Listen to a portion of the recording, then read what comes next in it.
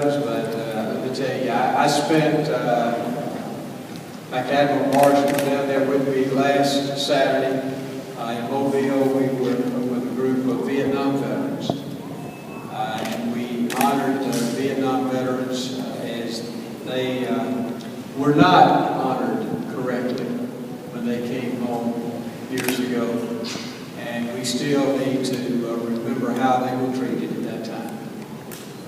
It is so great today that we honor our men and women who served in the military, and I'm so proud of the way America does that today. We did not do that during those years. When our servicemen and women are called to defend our freedoms, they didn't ask the questions. They simply answered the call. That was true during Vietnam, because most of the Vietnam veterans were draftees. I was a draftee during that time. Unfortunately, I was drafted as a doctor, so I went in the medical corps, so it was a little bit different. But so many were draftees, and they did not choose to go, but they willingly went, and we need to honor that. Most of our servicemen and women today are volunteers. You can go volunteer, and America should appreciate that. We should always remember that America could not be free if it were not for veterans. And the people who serve to defend the freedoms that we have in this country, we should always remember. I'm so proud of what we do in this great state of Alabama. We honor our veterans in Alabama. Per capita, we serve in the military more than any state in the country, or at least close to it. We believe that we should defend our freedoms, and Alabamians do that. We love our military. We love our military people. We love those who to serve our country, and I am honored to be the governor of a state that cares so much about those who serve in our military. I'm happy to have been a part of a legislature that today honors our veterans. And this particular bill that we have today, that we're going to talk about today, that I'm going to sign today, does exactly that. It helps to honor those who have served our country and given their years of their life to defend our freedoms wherever they were placed. When you go into the military, you lose certain freedoms. The military puts you where they need you, and they're going to send you where they need you. But we willingly, as a military individual, we willingly allow ourselves to be placed in those situations because we feel like that is our duty. I'm honored to have been a part of the legislature that has done this in the past, but with this particular bill called Heroes for Hire, which is House Bill 152, it is a bill that will help employers with a tax credit as they hire those who deploy back, who come back into the private sector, and who search for a job. So it is a way that we can say thank you for your service by helping private industry with some tax credits as they hire veterans.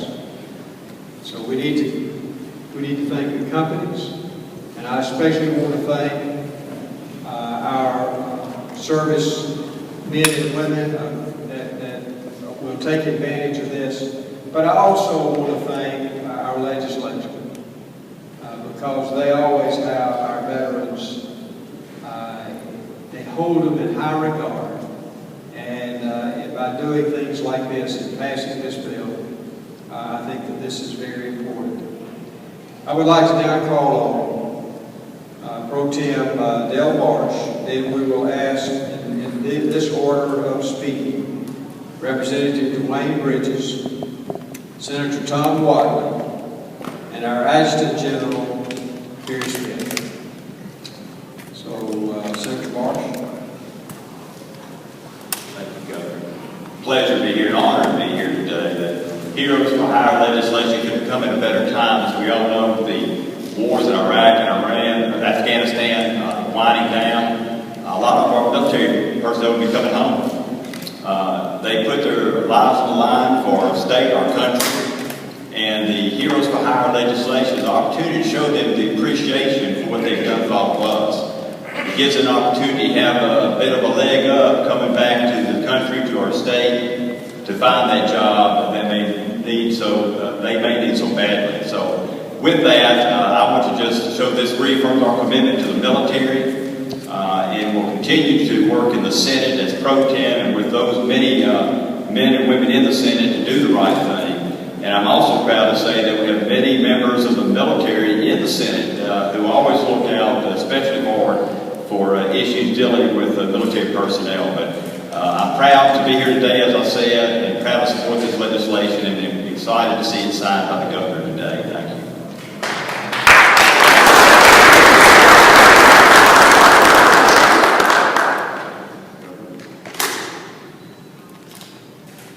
Well, with wars winding down in Iraq and Afghanistan, thousands of Alabama veterans are returning home to a very difficult economy in which it's very hard to find a job. The problem is real and it's growing. Last year, the unemployment rate for veterans of the war on terror was more than 12%.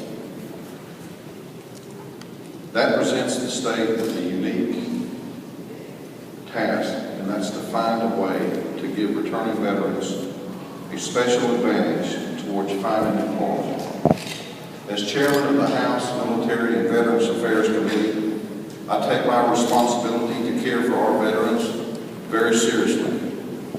Last fall, I began working with House Speaker Mike Hubbard and his staff on a proposal that would give businesses a significant incentive for hiring a veteran that recently returned from the war. We already have laws on the books. We have incentives for hiring, particularly for unemployed workers.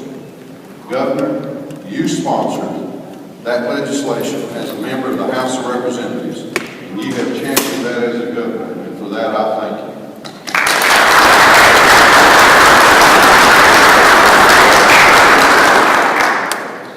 Our thought was, if we could just give an incentive to businesses hiring the unemployed, why not offer an extra incentive for veterans? I want to thank that we have an Auburn University Marine Corps representatives here today. We also have members of Marine Corps League 1064.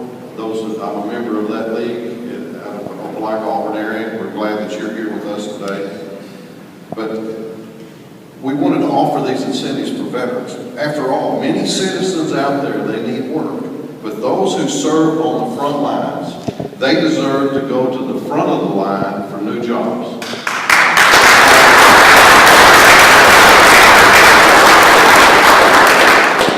I want to thank Admiral Marsh and his Office of Veterans Affairs, as well as General Smith and his staff, Colonel Morgan, who's been outstanding in helping us with this legislation, all of them at the Alabama National Guard for helping us to refine this bill so that it does the most good for the people.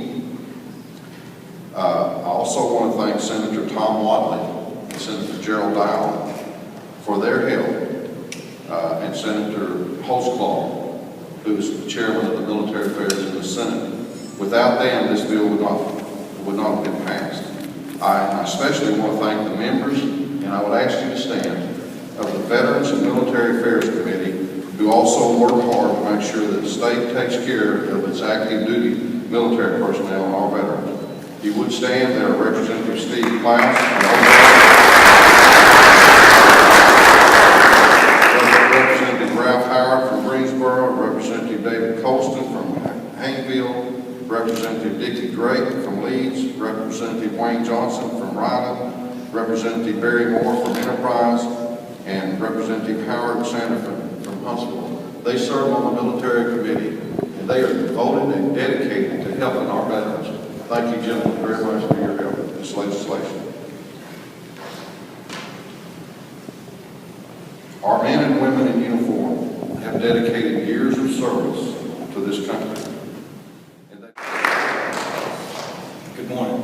I appreciate everyone being here today, and I want to first off start by thanking all university students that are here today. You're seeing something very special, and that is a commitment that's been kept, committed by the governor and by the legislature to do one thing, that's create jobs, make it easier on the economy and business to create jobs. The governor, I want to thank you for doing this, and my fellow senators and House members for doing this today. I want to start off also by thanking the House members, Representative Bridges, for bringing this bill and letting me be a part of this. Representative, let me be a part of sponsoring his House bill in the Senate, and I appreciate you for doing that. And I also want to thank, we have some very special people here today in the Senate with me. Senator Gerald Dow, also known as General Gerald Dow. Senator Brian Taylor, also known as Major Brian Taylor. Senator Holtzclaw, also known as Chief Warren Holtzclaw. Senator Phil Williams, also known as Lieutenant Colonel Phil Williams. And this is the first time that I know of that we've had 4 active senators in the Senate that are members of the Alabama National Guard and then retired members of the Alabama National Guard and a Marine. Retired Marine. And so I want to thank my fellow members who are also members of the military in sponsoring this today and being here and supporting this. And I want to thank General Harry Smith, who when I was 17 years old, helped me make the best decision I ever made, and that is getting in the Alabama National Guard. And his staff, Colonel Morgan, Colonel Butters, especially Captain Devlin, for keeping this bill on track and keeping this bill in front of the tax of General Smith's mind. And he's really pushed this bill and pushed it around the Alabama National Guard to 10,000 members of the Alabama National Guard. But first and foremost, I want to thank the soldiers, the sailors, airmen, Marines this bill is intended for. They're the ones that are out there on the front line, edge of democracy, protecting our rights to be here today. This bill is intended for them, to help them come back, help them get a job when they get back here. And that is what we're doing today. And I'm proud to be part of your commitment and your legacy, sir, trying to help make this happen. It's something that you were doing when you were in the House, and I appreciate it coming to a culmination today with you being governor. Also, the most important person here today, the employers. They're the ones that make it possible for our Marines, our airmen, our soldiers, sailors to be able to have a job when they come back. And this is going to be a big part of helping soldiers, sailors, airmen, Marines, and business people to be able to put people back to work. Thank you very much, and I appreciate it. Y'all look down there.